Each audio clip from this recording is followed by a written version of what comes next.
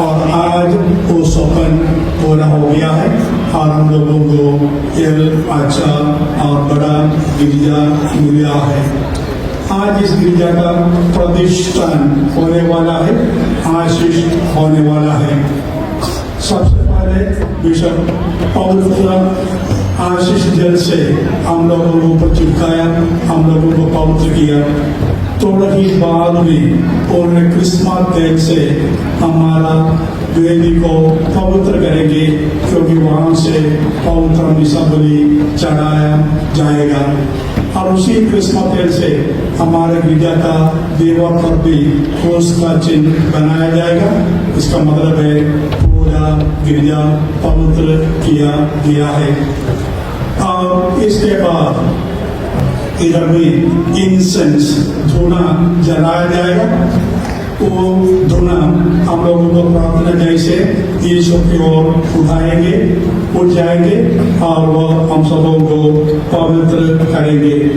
और इस पवित्र विधियों के द्वारा इस गिरजा को, इस स्थल को, इस बिल्डिंग को हम लोग पवित्र बनाता है और हम लोग होता है अभी यह ईश्वर का घर है। यहाँ से ईश्वर उसको मिलेंगे और माए हम ईश्वर को मिलने के लिए जाएंगे।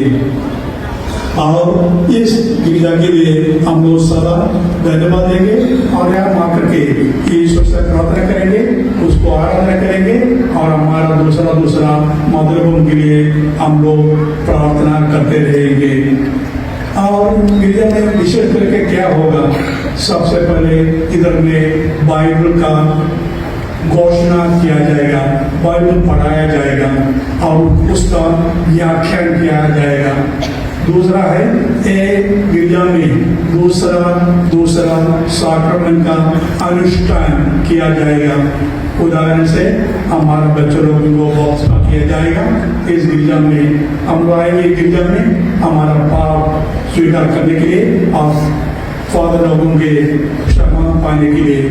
इधर में हमारा बच्चे लोग, हमारे युवक लोगों को लाया जाएगा जो शादी करने के लिए चाहता है। और ये गिरजा में युवकों को पुरोहित अभिषेक दिया जाएगा जो अपने को तैयार करके पुरोहित होने के लिए जाता है।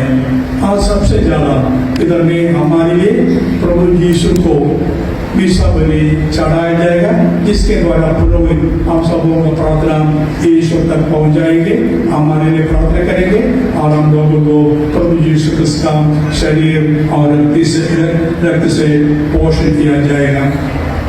आज का पहला पढ़ना हम लोग सुना है नबी नेहमिया का बारे में। उन्होंने उसका जीवन के घटना बताता है। जब वो छोटा था, वो यरूशलेम में रहते थे, उस समय शत्रु लोग आकर के यरूशलेम शहर को पूरा नष्ट किया है और उन लोगों का सुंदर और बड़ा मंदिर को तोड़ दिया है और सब कुछ जलाया है। जो गुलामी था ये सब लोग लूट करके ले गया है और बाकी सब जलाया है। जो आगलो थे जिसका थोड़ा शक्ति था, सबों को गुलाम लेकर करके दूसरा देश में ले गया है। कोई एक वाला लोग उस शहर में बाकी थे।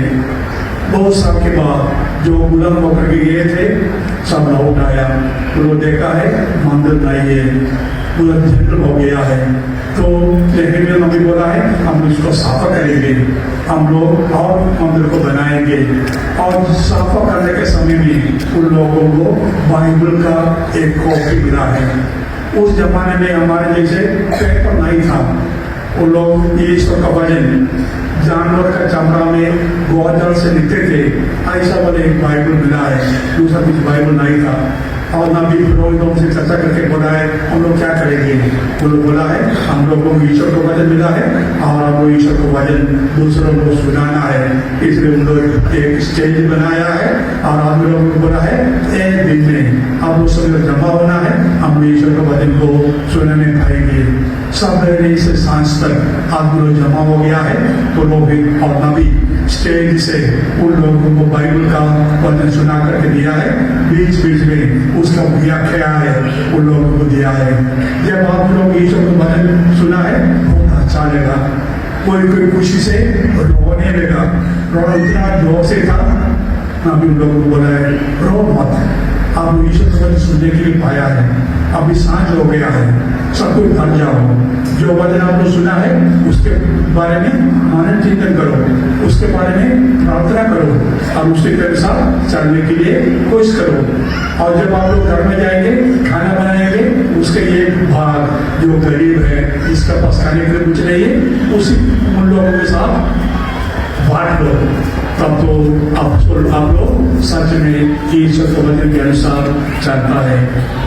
उसी तरह इधर में मिसा के समय में, दूसरा प्रार्थना के समय में बाइबल को पढ़ाया जाएगा, उसका व्याख्यान किया जाएगा और हम लोगों को पता चलेगा ईश्वर हमसे मुझसे क्या चलता है, मैं कैसे आगे बढ़ना है, इसका पता सबों को चलेंगे।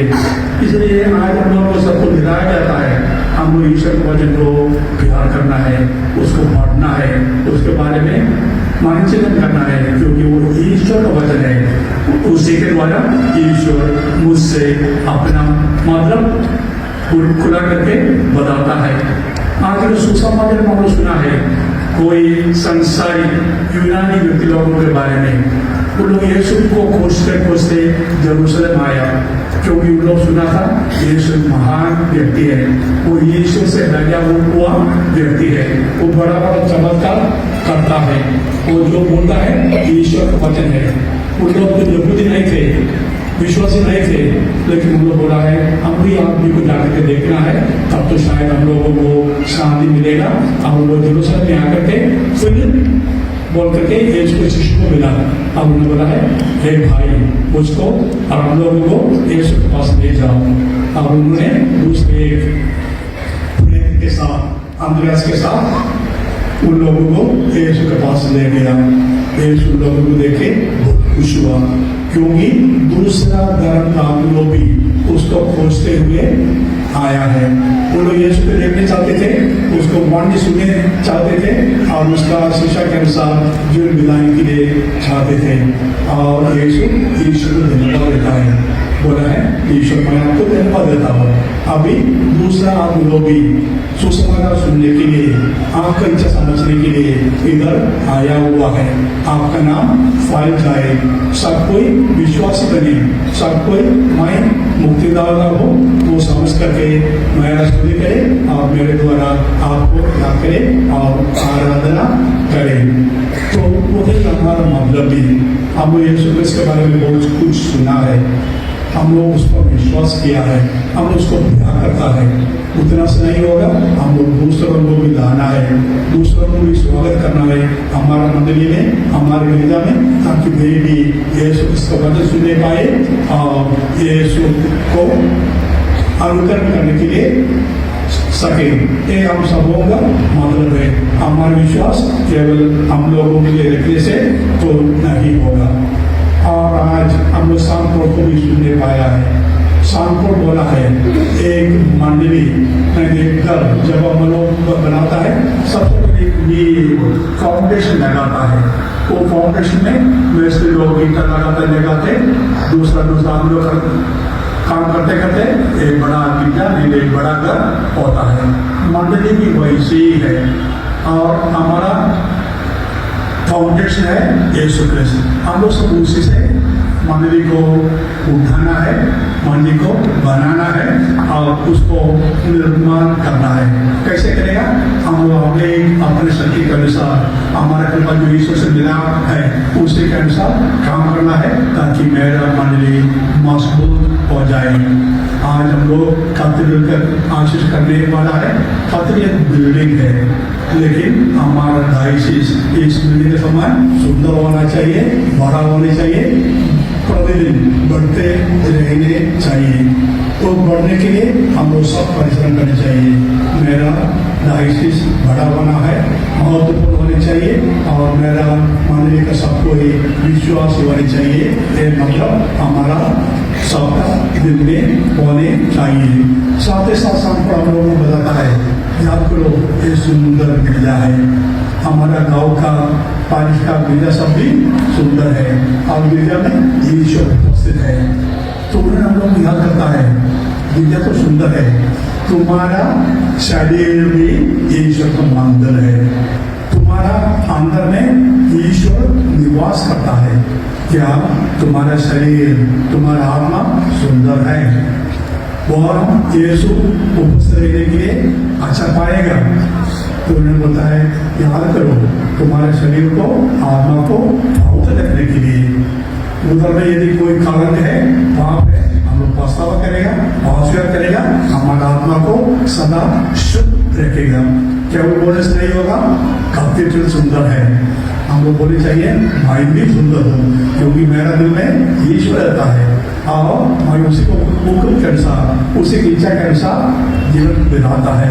इसलिए ये बात हम सबको याद करना है और उसी के अनुसार Most traditional instrument from stanza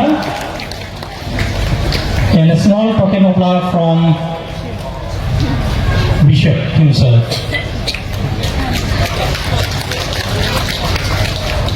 So next, Most Reverend Victor Lindo, Archbishop of Ceylon.